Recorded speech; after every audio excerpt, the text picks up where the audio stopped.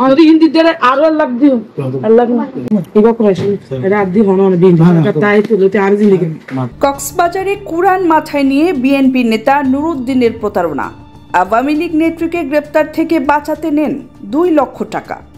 ফাঁস হওয়া ভিডিও নিয়ে তোলপাড়। বিস্তারিত দেখুন কক্সবাজার থেকে খান মাইনুদ্দিনের পাঠানো প্রতিবেদনে।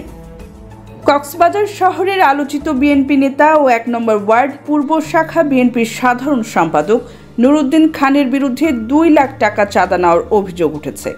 সামাজিক যোগাযোগ মাধ্যমে ছড়িয়ে পড়া এক ভিডিওতে দেখা যায় আওয়ামী লীগ নেত্রী রোজিনা আক্তারকে রাজনৈতিক ও পুলিশি হয়রানি থেকে রক্ষা করার আশ্বাস দিয়ে কোরআন মাথায় তুলে নগদ টাকা নিচ্ছেন তিনি। ভিডিও প্রকাশের পর পুরো জেলায় তোলপাড় শুরু হয়েছে। অভিযোগকারী রোজিনা আক্তার জানান, প্রথমে ভেবেছিলাম তিনি আমাকে বিপদ থেকে বাঁচাবেন, কিন্তু টাকা দেওয়ার পরও আরও অর্থ দাবি করেন। রাজি না হলে হত্যার হুমকি দেন, এমনকি ঘর বাড়ি জ্বালিয়ে দেওয়ার কথাও বলেন। স্থানীয়দের দাবি, নুরুদ্দিন খানের বিরুদ্ধে মানব পাচার, পুলিশের ওপর হামলা, আসামি ছিনতাই ও চাঁদাবাজি সহ নানা অভিযোগ রয়েছে। রাজনৈতিক ছত্রছায়ায় তিনি বহুবার আইনের হাত থেকে রক্ষা পেয়েছেন। তাদের ভাষায় নুরুদ্দিনের নাম শুনলেই মানুষ আতঙ্কিত হয়ে যায়, অথচ তিনি কোরআন মাথায় রেখে টাকা নিচ্ছেন।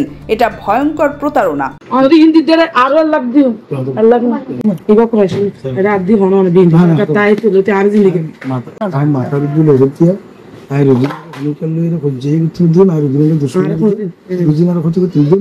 মঙ্গল সাইন বাড়াই যাতে রুজিনার না বাসনের দিকে আল্লাহ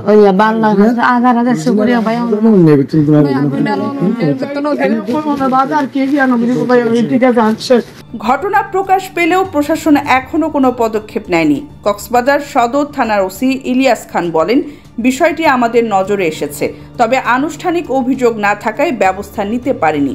অভিযোগ পেলে আইনগত ব্যবস্থা নেওয়া হবে।